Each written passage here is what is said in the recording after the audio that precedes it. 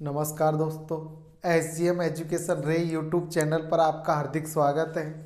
जैसा कि दोस्तों आप सबको विदित है कि अपने इस चैनल पर इस समय हम पढ़ रहे हैं, हम देख रहे हैं दोस्तों अपने राजस्थान यूनिवर्सिटी द्वारा जो अपने BA first year, second year और फाइनल हिंदी साहित्य का जो सिलेबस चेंज कर दिया है, उस सिलेबस पर हम डिस्कस कर रहे हैं दोस्तों। और दोस्तों अब तक हमने BA फर्स्ट ईयर के फर्स्ट पेपर हिंदी साहित्य के, सेकंड पेपर और अनिवार्य हिंदी के पेपर पर डिस्कस कर लिया, उससे देख लिया है कि क्या परिवर्तित हुआ है और क्या पहले वाला है। Second year BA second year Hindi साहित्य के फर्स्ट और सेकंड दोनों पेपरों पर हमने चर्चा कर ली है और उम्मीद है दोस्तों आप सब दोस्तों को, सब मित्रों को अच्छा पसंद आया होगा। दोस्तों अब हम जिस पर चर्चा कर रहे हैं वो है आपके BA फाइनल हिंदी साहित्य का फर्स्ट और सेकंड पेपर, उसके अंदर जो रचनाओं में हुआ परिवर्तन और उसका अंक विभाजन। तो आइए हम देखते हैं BA final BA third year का पेपर। तो देखिए दोस्तों, हिंदी साहित्य का BA थर्ड ईयर का जो नया पाठ्यक्रम है राजस्थान यूनिवर्सिटी का, वो हम देख रहे हैं 2022-23 का। तो प्रथम प्रश्न पत्र पर हम पहले डिस्कस करते हैं, फिर द्वितीय प्रश्न पत्र को देखेंगे दोस्तों। प्रथम प्रश्न पत्र में पहले हम आधुनिक हिंदी काव्य के बारे में डिस्कस करते हैं दोस्तों। आधुनिक एक खंड में अपने आधुनिक हिंदी काव्य जो पद्य साहित्य है वो है दोस्तों। इसमें पहली रचना अपने राष्ट्र कवि मैथिली शरण गुप्त की है दोस्तों ये पहले भी अपने सिलेबस में थी और अब भी है, अर्थात इस रचना में कोई परिवर्तन नहीं है। इसमें मैथिली शरण गुप्त का साकेत महाकाव्य का नवम सर्ग है, जिसमें उर्मिला का विरह ताप बताया हुआ है, और आपके यशोधरा महाकाव्य से उसका छठा सर्ग है, जिसमें यशोधरा है भगवान बुद्ध की पत्नी, उसका विरह ताप बताया है। तो ये उपेक्षित नारियों के ऊपर लिखे गए दोनों महाकाव्यों के सर्वश्रेष्ठ सर्गों से लिए गए आपके अंश है दोस्तों। साकेत महाकाव्य 15 सर्गों का महाकाव्य, उसका नवम सर्ग है। यशोधरा महाकाव्य का छठा सर्ग है। ये दोनों ही यहाँ इसमें साकेत में उर्मिला लक्ष्मण की पत्नी का विरह है और यशोधरा में भगवान बुद्ध की शुद्धोदन की पत्नी का विरह बताया हुआ है दोस्तों, सॉरी सिद्धार्थ की पत्नी। तो इस तरह अपने मैथिली शरण गुप्त की दोस्तों साकेत और यशोधरा दोनों रचनाएं हैं, ये दोनों महाकाव्यों के नवम और छठे सर्ग को दे रखा है। दूसरा जो पाठ है दोस्तों अपने वो है जयशंकर प्रसाद जी, छायावादी कवि जयशंकर प्रसाद जो छायावाद के प्रवर्तक माने जाते हैं, उनका महाकाव्य कामायनी से जो 15 सर्ग है उनमें से प्रथम सर्ग चिंता सर्ग को लिया है दोस्तों। कामायनी महाकाव्य का प्रथम सर्ग यहाँ चिंता सर्ग दे रखा है। इसी क्रम में आपके सूर्यकांत त्रिपाठी निराला, ये भी आपके छायावादी कवि है। इनकी दोस्तों 2 कविताएं यहाँ, उनके कुछ पद यहाँ दे रखे हैं। तो आपके तुलसीदास नामक इनकी रचना, उसके प्रथम 5 छंद और संध्या सुंदरी नामक जो इनकी कविता है उसे अपने सिलेबस में लिया है। दिवस अवसान का समय समीप था, आसमान से उतर रही थी संध्या सुंदरी धीरे धीरे। तो यहाँ सूर्यकांत त्रिपाठी निराला की ये 2 कविताएं हैं दोस्तों। इसी क्रम में अपने प्रयोगवादी कवि अज्ञेय सच्चिदानंद हीरानंद भाषण अज्ञेय की 3 कविताएं अपने सिलेबस में ली गई है। नदी के दीप, आज थमा ही है हारिल मेरा, जो पुल बनाएंगे, अज्ञेय की ये 3 रचनाएं दोस्तों अपने सिलेबस में शामिल की गई है। इसी क्रम में धूमिल, जो सुदामा पांडे धूमिल है अपने उनकी रचनाओं में, ये आपके सप्तक के कवियों में है दोस्तों। इनकी 2 कविताएं, श्रेष्ठ कविताएं अपने सिलेबस में ली गई है, अकाल दर्शन और रोटी और संसद। अकाल दर्शन, रोटी और संसद, ये 2 कविताएं धूमिल की ली गई है दोस्तों। इसी क्रम में नागार्जुन की कविताओं में बादल को गिरते देखा है और अकाल और उसके बाद, ये श्रेष्ठ कविताएं नागार्जुन की ली गई है दोस्तों। इसी क्रम में माखनलाल चतुर्वेदी, एक भारतीय आत्मा जिन्हें कहा जाता है, उनकी 2 रचनाएं, सर्वश्रेष्ठ रचनाएं श्रेष्ठ कविताएं पुष्प की अभिलाषा और कैदी और कोकिला, ये दो रचनाएं यहाँ आपके माखनलाल चतुर्वेदी की सिलेबस में ली गई है। और अंतिम 8वां पाठ मुक्तिबोध, गजानन माधव मुक्तिबोध की ब्रह्म राक्षस नामक जो दीर्घ लंबी कविता है इनकी, उससे ये ली गई है। तो दोस्तों ए खंड ए है जो आधुनिक हिंदी काव्य नामक पुस्तक से आपके ये 8 कविताएं, मैथिली शरण गुप्त, जयशंकर प्रसाद, सूर्यकांत त्रिपाठी निराला, अज्ञेय, धूमिल, नागार्जुन, माखनलाल चतुर्वेदी और मुक्तिबोध की श्रेष्ठ रचनाएं अपने सिलेबस में सम्मिलित है दोस्तों। खंड ब में दोस्तों खंड काव्य संशय की एक रात, नरेश मेहता का जो ये खंड काव्य है वो लिया गया है दोस्तों। खंड ब में नरेश मेहता का खंड काव्य संशय की एक रात को सम्मिलित किया है। और खंड स में आधुनिक हिंदी कविता की प्रमुख प्रवृत्तियां या विशेषताएं, ये आपके खंड स में सम्मिलित किया है। खंड ए में आधुनिक हिंदी काव्य, खंड ब में खंड काव्य संशय की एक रात नरेश मेहता की, और खंड स में दोस्तों आधुनिक हिंदी कविता की प्रमुख प्रवृत्तियां और विशेषताएं ली गई है। इस प्रकार प्रथम प्रश्न पत्र को 3 खंडों में विभाजित किया है दोस्तों, जैसा कि आपने देखा।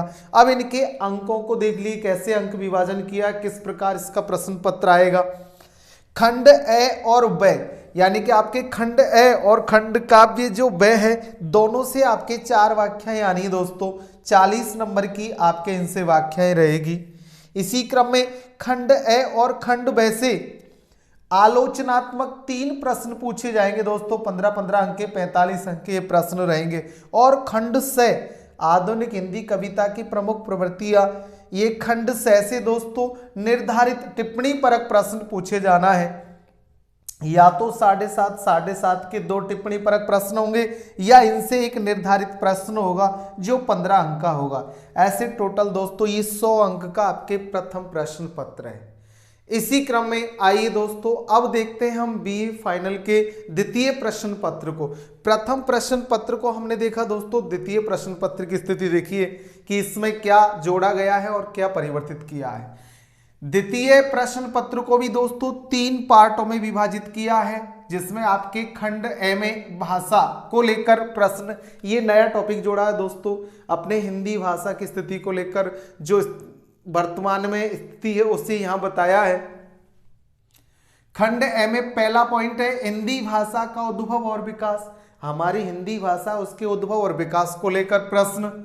और देवनागरी लिपि हिंदी के महत्व, वैज्ञानिकता और सुधार को लेकर जो बनाए गए नियम थे उनके बारे में दोस्तों। और तीसरा पार्ट है राजभाषा के रूप में हिंदी की स्थिति, समस्याएं और उनका समाधान। तो ये भाषा साहित्य में अपने ए खंड में पढ़ना है दोस्तों द्वितीय प्रश्न पत्र में। खंड ब, इसमें आपके काव्य शास्त्र है दोस्तों, जिसमें आपको पहला पॉइंट है अलंकार। अलंकार की परिभाषा, उसका महत्व, और जो अलंकार पढ़ रहे हैं उनमें अनुप्रास, यमक, श्लेष, ये तो शब्द अलंकार पढ़ने दोस्तों आपको। उपमा, रूपक, उत्प्रेक्षा, विभावना, अपनौति, ये आपके अर्थ अलंकार पढ़ने हैं। तो शब्द अलंकार, अर्थ अलंकार, ये आपके अलंकार है दोस्तों खंड ब में काव्य शास्त्र के तहत।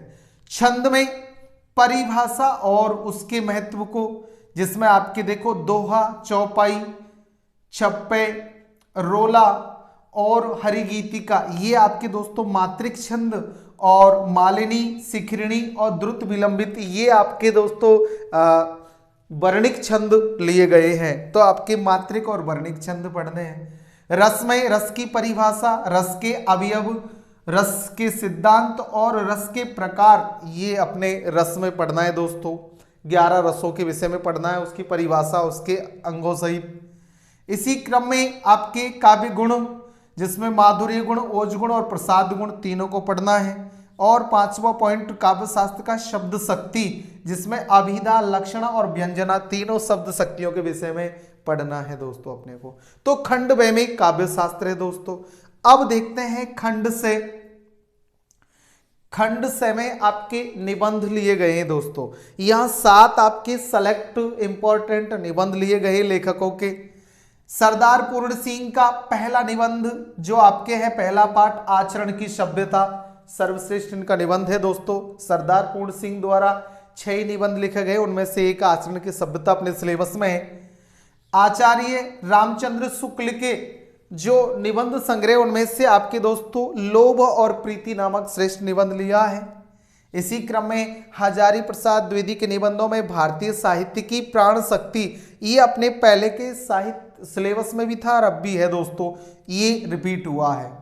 चौथा पाठ नंद दुलारे वाजपेयी का साहित्य और सामाजिक जीवन, ये निबंध है दोस्तों। पांचवा निबंध रामविलास शर्मा का तुलसी के सामंत विरोधी मूल्य, तुलसीदास द्वारा सामंतों के विरोध में जो लिखी गई बातें उनको लेकर निबंध, रामविलास शर्मा का आलोचनात्मक निबंध है दोस्तों।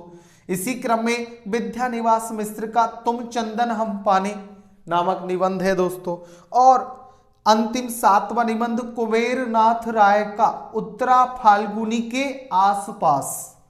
तो दोस्तों इस प्रकार अपने बीए थर्ड ईयर के द्वितीय प्रश्न पत्र को भी 3 पार्टों में डिवाइड किया है। खंड ए भाषा साहित्य इसमें, खंड बे काव्य शास्त्र जिसमें, और खंड से जिसमें निबंध रचनाएं ली गई है दोस्तों, गद्य साहित्य। इस प्रकार आपका ये दूसरा प्रश्न पत्र है। अब दोस्तों इसमें से कैसे प्रश्न पूछे जाएंगे वो देखिए।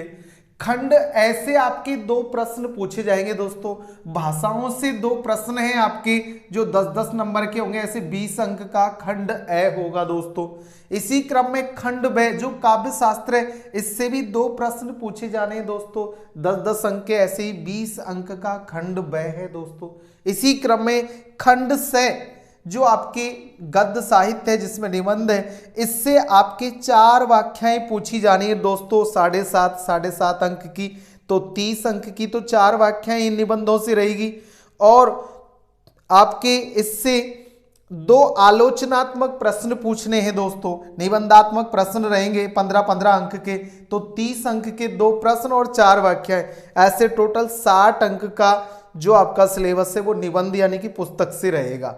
बाकी आपके काव्य शास्त्र 20 अंक का और खंड ए भाषा साहित्य 20 अंक का, ऐसे टोटल 100 अंक का आपके ये द्वितीय प्रश्न पत्र रहेगा दोस्तों। तो इस प्रकार हमने बीए फर्स्ट ईयर के हिंदी साहित्य के फर्स्ट सेकंड पेपर और अनिवार्य का पेपर, बीए सेकंड ईयर के हिंदी साहित्य का फर्स्ट और सेकंड पेपर, और इसी क्रम में बीए थर्ड ईयर का भी हिंदी साहित्य का फर्स्ट और सेकंड सभी पेपरों पर, यानी कि बीए फर्स्ट सेकंड और थर्ड तीनों पार्ट के पेपरों पर दोस्तों हमने डिस्कस कर लिया है कि किस पार्ट में क्या परिवर्तित हुआ है, क्या जोड़ा गया है। उम्मीद है सभी मित्रों को अच्छा समझ में आया होगा दोस्तों। अपने मित्रों को शेयर जरूर करें, ज़्यादा से ज़्यादा मित्रों को बताएं और अच्छा पढ़े दोस्तों, आगे बढ़े। धन्यवाद।